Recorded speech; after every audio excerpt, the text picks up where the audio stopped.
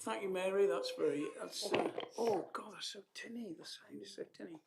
Um, do we have bass on the sound system at all? Anybody know, or was it removed at birth? No, I think it's a bit Oh, tinny this morning. is it? Oh, It's no. all right. Okay. Um, okay. I've been listening to too much reggae. I think that's probably what it is. Okay. Good morning and welcome. It's Before we start, can I bring your attention to some housekeeping matters? There are no expected fire alarms going off today, so if it does sound, please follow the fire and emergency procedures and leave by the nearest fire exit. Can I ask that you use your microphone when addressing the meeting, and that's it switched off when you're not using it? And can you make sure your mobile devices are turned to silent, he says, which is always a good self-check there. There's one. So, are there any apologies for this morning's meeting, please? Thank you, Leader. We have apologies from Councillor Briarsdelve, Councillor Dan and Councillor Hayden. Okie dokie. Thank you very much. Any declarations of interest on anything on the agenda today? I dare say we have an interest, but I'm sure there's a dispensation just waiting to be offered to us. I mean, I think it's not just us, it's every councillor who is probably going to be interested in this. Are there any questions from the public? Thank you, Leader. No questions received from the public. Thank you, Jamie. Chair's urgent business. Do I have any urgent business, Jamie? No urgent business today, Leader. Other than item 6 on the agenda. So we have got a all-star cast in today. So as well as Tracy, our Chief Executive, Paul is here, the Service Director for Strategic Plan Infrastructure. It says Ellie Firth, but I can't see her. Ross is here, and they'll answer any questions if you have any questions, or if we need any more amplification after my introductory remarks, which I dare say we do. So I will avail myself of this officer expertise in due course. Another morning meeting, as somebody said. There's only one item on the agenda today, but the decision that will be taken today is nothing short of ensuring that Plymouth City Council continues to survive. But it is more than that. So Plymouth is the powerhouse of the Southwest. We are in a truly unique position to drive growth because of our nationally significant defence assets and our track record of delivering large-scale regeneration and housing projects. It's about how we thrive and grow in the next 50 years with new jobs for future generations.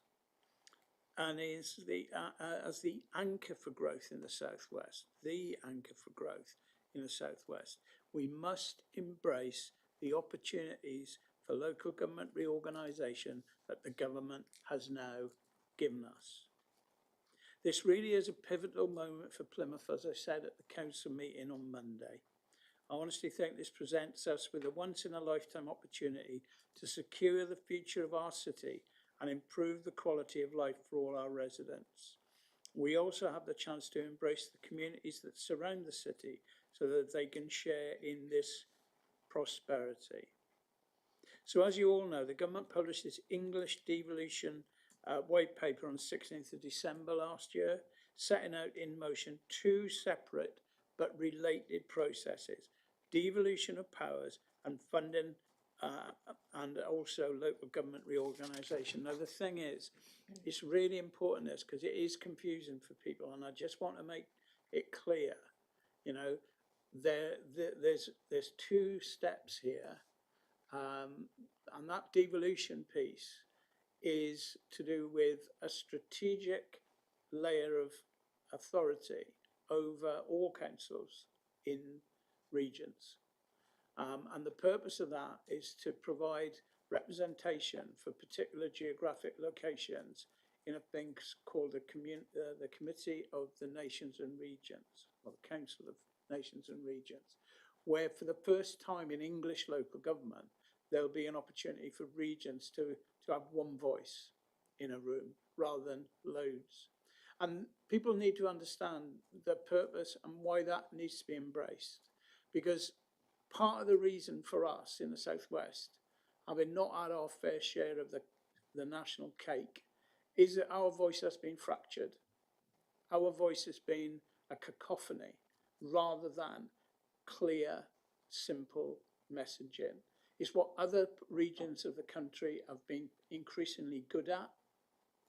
And if we don't get on that train, it's going to mean that we'll be left further behind. So that devolution piece, we'll have a conversation about that following the local elections that happen in May. We're not involved in those this time around, but our neighbours are. And so after that, we'll be getting in and having those conversations.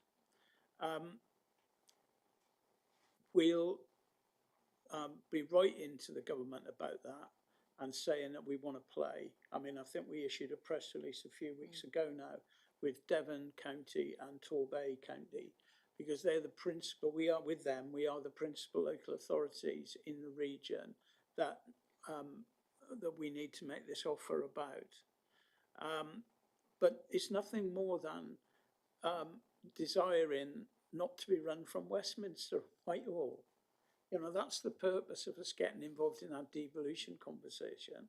And if people think that, you know, that Whitehall and Westminster have got our best interests at heart, let me just, you know, I have 100 years of history to show you.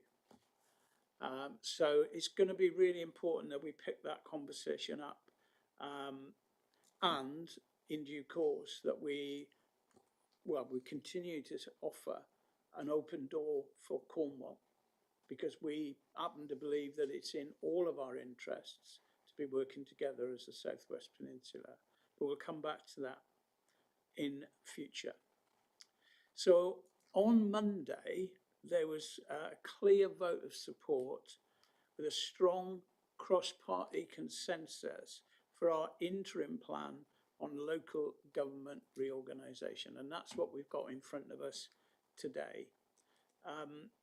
We've reflected on the debate on Monday at the council meeting, and we'll be making a few adjustments to the interim plan before we formally submit it to government on Friday.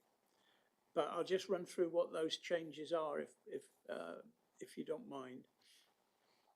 So, first of all, highlighting the role of the community and voluntary sector, who already provide services across Plymouth and the proposed expanded area, but they have their HQs in Plymouth. So that's quite important, that that link that already exists is amplified. We want to update our community empowerment section. Again, we've already started reaching out, and we're already getting some ideas about how we might do that. We're going to include an explicit recognition that we need to continue to collaborate with neighbouring authorities, so they're going to all share the data we need to develop detailed proposals that the government expects us to provide. And that data share is really, really important. We might think we know what's going on next door, but we're not absolutely sure. And fundamentally, with business cases, you need all the gen, and local authorities are not entitled to withhold that information from each other. We want to include an explicit commitment to ensuring that staff and trade unions across all authorities are regularly engaged as we go forward to the final submissions in November. And this week, Ross will be holding some early discussions with the trade unions. It is a time, it can be a time of change and opportunity, but it's also a time where people are concerned and staff are concerned. And so it's absolutely right that we take those staff with us on this journey. So there's a few bits and bobs of corrections and spellings and one or two tidbits like that. So we'll sort that out. But our fundamental proposition that we agreed on Monday does not change. These are merely necessary additions. Now, as I said at the council meeting earlier in the week, the government will not be making any final decisions until later in the year. This means we have time to refine our plans and ensure that they're in the best interest of the city. We're committed to undertaking a comprehensive engagement programme between now and when we have to submit our detailed business case and final proposals, which will be in November. Over the months ahead, we will work with communities both inside and outside the city and other local stakeholders to help us co-design what the future could look like. And we know now that there are lots of proposals in the mix for Devon. And I don't think it's right that we should comment particularly on the pros and cons of these. Our remit in this cabinet and the council is to ensure that Plymouth thrives. That's our prime directive. We have no skin in the game about the rest of the setups. They'll know what's best for them in the same way as we know what's best for our part of Devon. But I think, the conversation we had on Monday, what stood out really is the importance of respecting our region's natural balance of urban centres and rural communities and the functional relations that exist on the ground. We had some amusing highlights on Monday, but actually what these reveal is that the system of providing services in local government is complex and confusing for local people. And I think the primacy of our case as a unitary authority is that we have to simplify that. That we reflect how people actually live their lives, not wanting to get a directory out to find out which council is responsible for providing which service. I think somebody said it was about there was one council to get mad at, wasn't it, rather than two, and that was really amusing. But actually, fundamentally, what it's all about, it's about accountability. So what we want to do is we want to be reflecting our locality, and the bigger we would become, the more difficult I think we would find that. We know who we are, and we reflect, I think, we want to create ourselves a resilient local council. I don't mean local with a capital L, because that's another category of council altogether. But what I mean is a council that's aware and responsive to local needs and demands. And I think that's primarily our case, that we know what's wrong, we know what's right for our area. And that's why this whole conversation around power and responsibility is so important. We want to send a clear message to those areas outside of Plymouth that we wish to become part of a Plymouth Council, that we will respect those traditions in those communities, that we have no desire to fundamentally change what they are, in the same way as we have no desire for that to happen to communities inside of Plymouth. We always have worked in Plymouth, and it's often described. Plymouth is like a villages. That's what often people say about Plymouth. It's a number of villages, and we've always had that strong sense of community, whether it's Plympton and Plymstock in one sense, or Honnicknoll in another, or Devonport. All are communities that have their own identity and their own sense of belonging, but they belong to Plymouth as well. They feel part of Plymouth, and that's something that's going to be fundamental, I think. So as I say, we want to respect that. So really, about today is, I can't emphasise enough what a crucial period this is in Plymouth history. I referred to it on Monday as a sort of defining moment in our history, in the same way as, 1915, when the three towns came together, or, 74, with the change in local government reorganisation. Before that, 67, and the amalgamation of Plympton and Plymstock Urban District Council into Plymouth. It's that sort of, it's as big as that. And what's really important about it is, and I didn't emphasise this enough on Monday, but none of these councils that currently exist have a right to exist. So that includes Plymouth. So we have to make the case. I mean, what the public need to understand is if we don't expand, Plymouth will disappear as a council. What does that mean?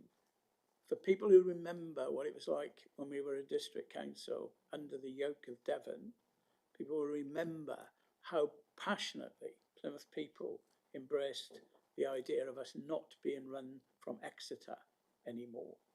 So what's on the table now, if we don't accept this today, is we may very well see a return to Plymouth being run from Exeter. Actually, it may be that Plymouth might be run from Torbay, or it may be run from Oakhampton. Who knows?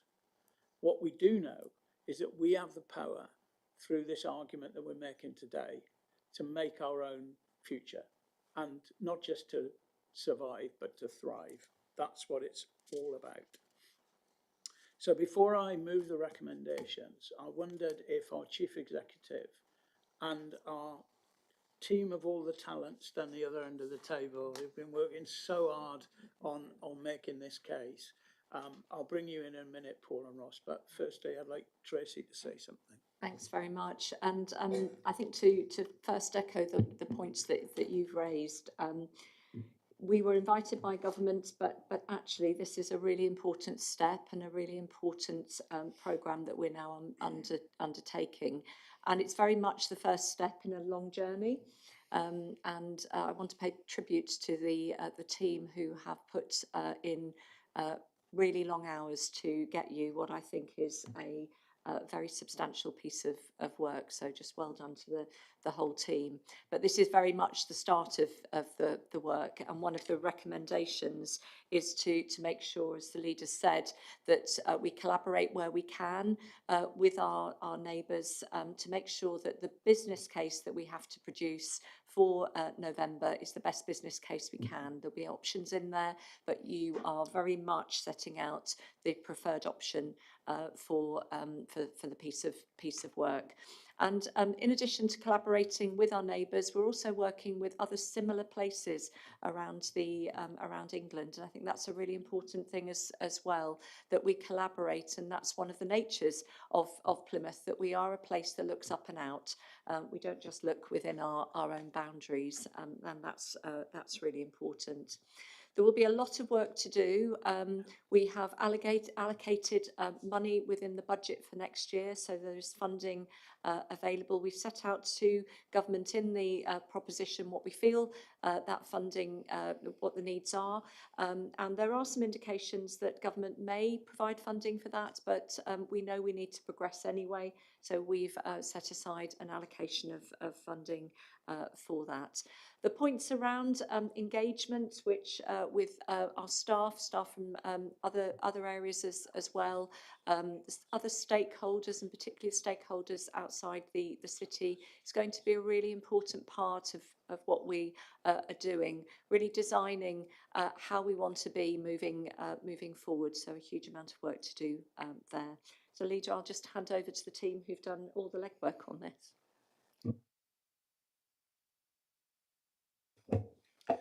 Thank you, Tracy. I don't think we've got much more to say because I think you've covered it all. I'd probably say we're fully aware of the scale of the task before us and are excited to get stuck in. we are certainly looking forward to collaborating with our neighbours and, as Tracy said, cities in a similar situation across the country. We're hoping to get some early feedback from the minister, so we can crack on with that work early. But the plan is in place and we're working to it. And I probably would just say, you've referred to myself and Paul, but of course we've had lots of help from Ollie, from Liz in developing the interim plan, and not forgetting Ellie at all. So we've got a great team. We're aware of the scale of the challenge. We're looking forward to cracking it over the next couple of months. Okay, well, I think we need to echo what you just said about the team. And we know it's just the start of a intense period of, oh my word, because, you know, I mean, like you say, I mean, there's not many of us in the council that remember what it was like when we became a unitary authority, but it feels that sort of level. And it also feels that there are lessons learned from that period, which we need to remember and to make sure that they're not repeated. I can hear these echoes happening to our neighbours already. And again, I mean, it's good. The Local Government Association has set up a unit on LGR and Devo. So if authorities that feel they need a little bit more support and a bit more advice, they can get that. And the LGA are not going to do it with any fear or favour and any bias towards a particular sector of local government. It's there about process. It's there about facts and figures, but it's also about advice. If in particularly on questions around governance and things like that, that we need to settle. But this is about us. This is about Plymouth, as I say, for the next 50 years. I mean, I don't know if when, you know, 1967 happened, whether people thought it would be 60 years before anything changed. But here we are, and that's why I feel it is a big moment. And all we're doing at this stage is saying, can we play? There'll be a much more rigorous investigation of our business case in due course, which is why I've got a lot of confidence in the team that we've got, who are take no prisoners really in terms of rigour. And so, you know, I'm delighted that you are here. We couldn't be in better hands, I think. So thank you. Anybody want to say anything before I put the recommendations? Chris? It's really just a couple of questions and statements that have come out this week from some councillors from nearby councils, I think have muddied the water somewhat. I wondered whether we could have some confirmation from officers, and I think it's probably an officer confirmation, that unitary of the councils that are not requiring reorganisations, boundaries stay the way they are, rather than they're up for grabs as well. Because I think there is some confusion about what the Tamar means. And this isn't an entire England everything in the mix. It's those areas which are 2 tiers and their associated unitaries. I think if officers are my understanding is that, I think if officers are able to confirm that, I think that could be really useful. And following that, I've got a question for you, but I thought that confirmation could be quite useful to people at the moment. Tracy? So our understanding, I think it is correct, is that it is areas, councils that are in 2-tier areas and councils that are unitary councils within the boundary, the county boundary of those 2-tier areas have all been invited to make submissions. Other councils have not been invited to make any submissions. Thank you, because I think it's important when it's being suggested that we move west, not east, that is really clearly stated. Leader, I just wondered, that's the official line. It's in Victorian times that the Devon boundary moved from between Corsand and Kingsand to the Tamar. I just wondered whether you could give assurance to people living in Cornwall that Plymouth is not seeking to take any part of Cornwall in any local government reorganisation? I have been really disappointed that despite having been informed about this, the media continue to almost entertain the idea that it's remotely on the table when they know what the legislation is, when they know what the exercise is. So let's take that opportunity once again to say it for the record. The conversations about working with Cornwall are about a strategic authority to draw down power and responsibility, and more importantly, money from Westminster and Whitehall down to the southwest of England. That's what that's about. That is not this. This is simply, as you hinted, we are one of 21 places in England that have been invited to make two-tier into one-tier. And that's what today is all about. It's not about us annexing Saltash or Tor Point or Sand the King's Sand. That's not on the table. I'm surprised that that voice said that, because it's not remotely possible, even if it were desirable, and it's not desirable. I think it's very clear that our ambitions are to work with Cornwall, not to subsume parts of Cornwall into Plymouth. That's not on the table. What we're talking about today is a modest extension of Plymouth's boundaries as a council to better manage public services in 13 parishes in addition to Plymouth City Council's current boundary. And that is simply to reach a population of just over 300,000 at this point, but more importantly, to more efficiently provide services to those 13 parishes than is currently the case, as well as ensuring that our council continues to provide services in the most efficient way possible. So that's today, that's what that's about. So I'm grateful to you for your question.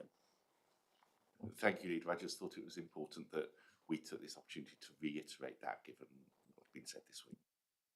Absolutely, it's really important that this is about Plymouth and 13 neighbouring parishes next door. What will be happening, and I think it's really important to know, for people need to remember this, that the current district councils next door to us will be disappearing as part of this process. But we're not in this room making any particular suggestions about what happens next there. But what will happen is there will be forms of unitary governance for the rest of Devon in some form or another. And we are aware that people in Exeter have particular desires. I think the leader of Exeter has made that very clear publicly. And also Torbay leadership too are more than interested in surviving. So that we're not getting involved in that as a council here today. Our proposition is about Plymouth and about those 13 parishes, which we believe have such a symbiotic relationship with Plymouth that it will be a benefit to that area as well as to our own. And that's why we're proposing it today. So, may I put the recommendations are on your supplement packs on pages 2 and 3. Now, you know, we looked at 4 options, basically.